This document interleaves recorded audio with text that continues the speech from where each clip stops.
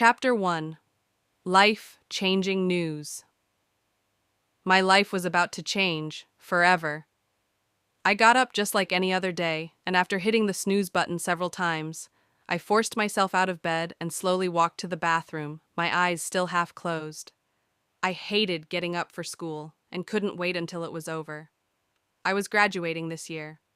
I never thought senior year I was graduating this year. I was graduating this year. I never thought senior year would come, but it finally did. Now that it arrived, it seemed to be dragging on and on. I turned the water on hot, so it would get nice and steamy to help awaken my senses. Taking my pajamas off, I pulled the shower curtain closed around me. Now this is just what the day was asking for.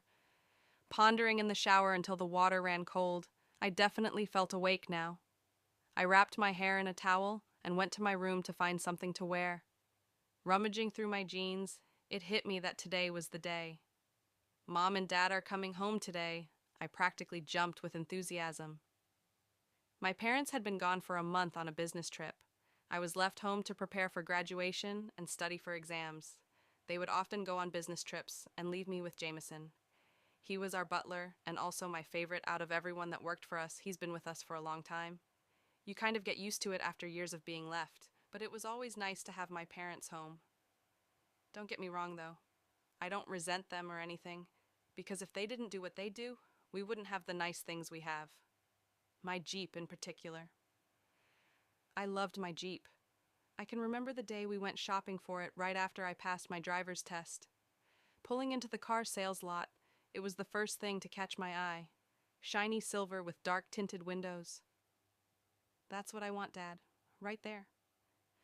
We pulled up next to it, and I jumped out of Dad's car before he even had it completely stopped, ecstatic at my find. We were looking her over when a salesman came up with the keys. Want to take it for a test drive? Are you kidding me? I'd love to. I snatched the keys from his hand, and we all piled into the Jeep Cherokee, and I was even more in love. Black leather heated seats, a moon roof, fully loaded. This Jeep would be mine. My alarm buzzing again brought me from my reverie. I had forgotten to shut it off after my snooze button fiasco this morning. Deciding on a pair of jeans, a shot-in-the-dark 357 baby tee, a black oversized zip-up hoodie with a baby fat kitty in the upper left chest. I pulled on my black combat boots, steel-toed, and went to dry my hair. I pulled the towel off my head, letting my long red waves fall to my back, the cool wetness sending a shiver through me. Standing in front of the mirror, I threw some makeup on, brushed my teeth, then dried and straightened my hair. After a few spins in a circle viewing my attire, I headed to my Jeep. Jameson met me at the bottom of the stairs, holding my keys. I thought you were going to be late, Miss Kiera. Jameson, I'm always right on time. You should know that by now. I grabbed my keys from his grasp. Of course, Miss Kiera. Looking up into his dark chocolate brown eyes and smiling at him. Please stop calling me Miss Kiera. You are like a second father to me. I stood on my tiptoes to kiss his cheek. See you after school, Jameson. Watching him standing there with his hand over the place on his cheek, I kissed. I smiled, hitting the button on my keychain to unlock the Jeep doors. Miss Kiera, don't forget your parents will be coming home today. I'm planning a nice dinner. I waved in acknowledgement. I slid behind the driver's seat, pulling my sunglasses over my eyes. Starting the engine, I turned on the radio, blasting Lil Wayne, and waved goodbye. Looking into my rearview mirror, I saw him waving back. Jameson was tall and lean, with thin graying hair. I shook my head, my heart warming, knowing he would never change. He would always treat me like a boss and call me Miss Kiera. Man, that irritated me. I pulled into school to find my favorite parking spot. Without really too much concern for my day, I slammed on my brakes, noticing a red convertible sitting in my stall. Who the hell is this? People know this is my spot. I couldn't believe it. Someone had nerve. Everyone knew this was my parking spot.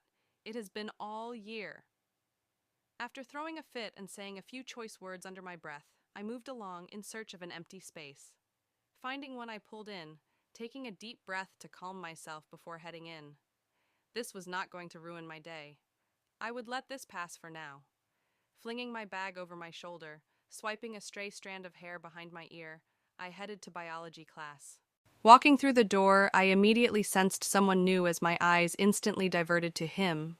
Wow. Now, that was some fine art. I couldn't help but look at him. Blonde, wavy hair called out to be touched, and lapis blue eyes held my gaze. Who was he? Could this be the owner of that red convertible in my spot? If it was, I was definitely going to let it slide. After several minutes of staring, I finally took my seat, forcing myself not to look back at him. Dr. Sprague started class by asking a series of questions. I was just about to raise my hand to answer when there was a knock at the door.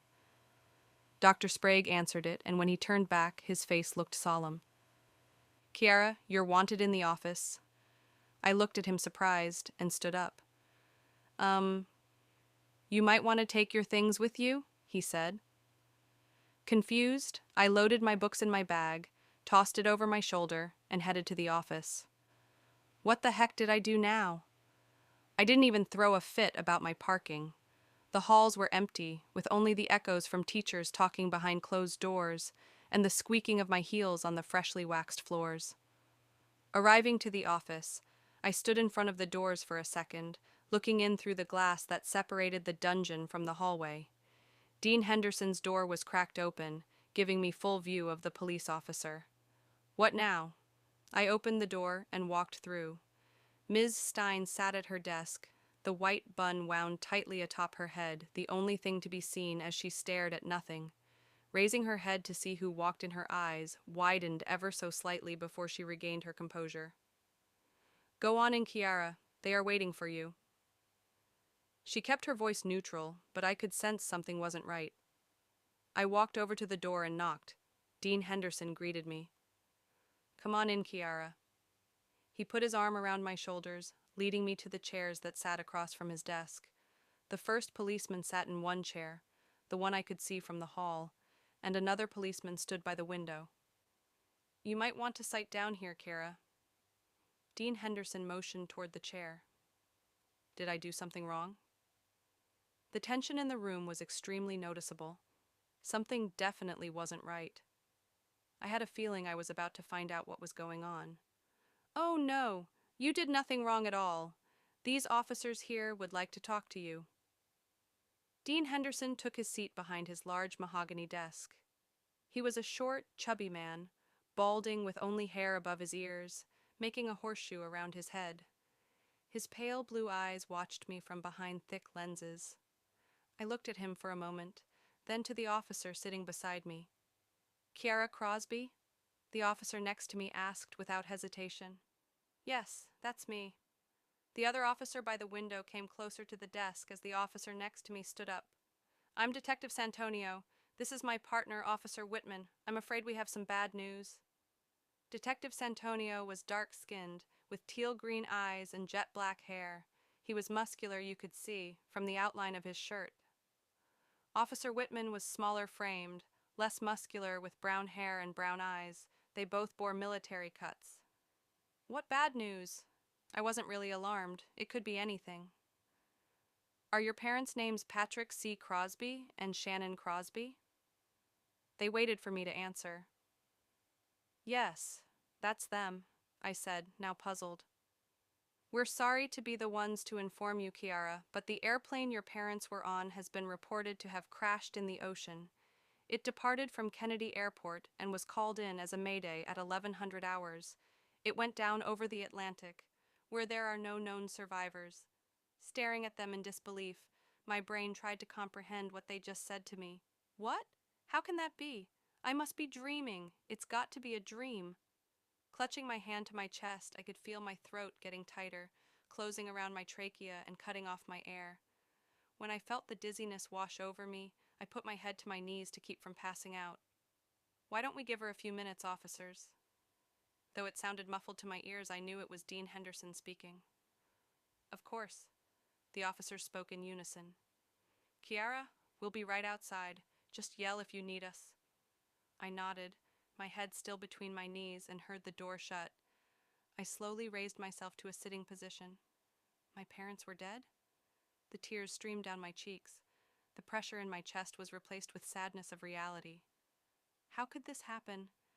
I just talked to them last night and so excited that they were coming home.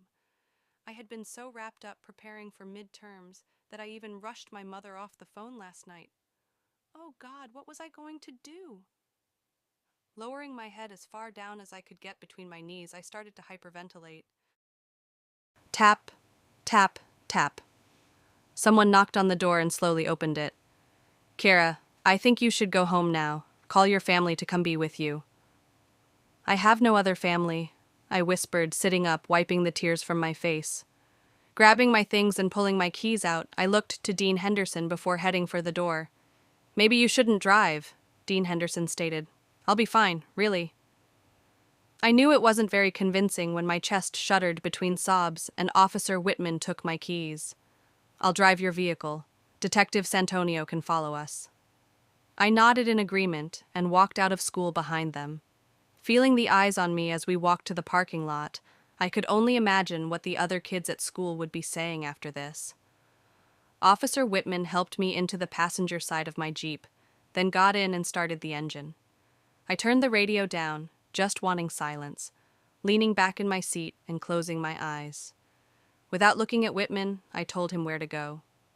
I know exactly where it is, he stated with pride. Great. A cop that finds gratification in any type of self-knowledge. Just great.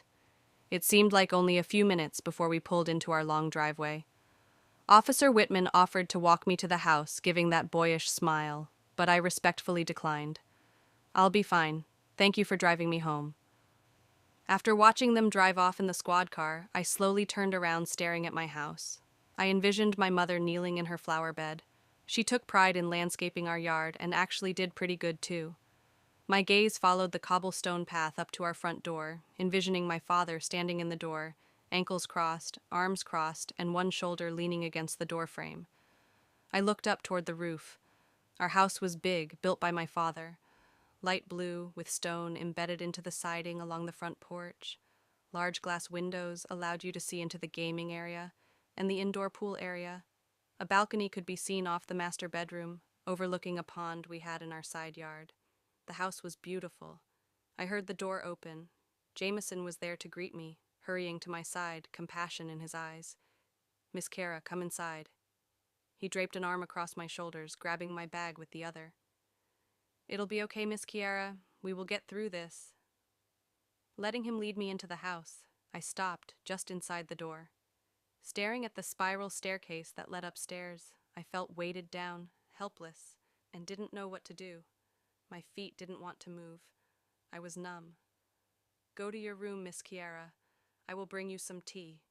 Staring at him a moment too long, I screamed, I don't want tea, Jameson. I want my parents. Running to my room and slamming the door, tears flooded my face and depression washed over me.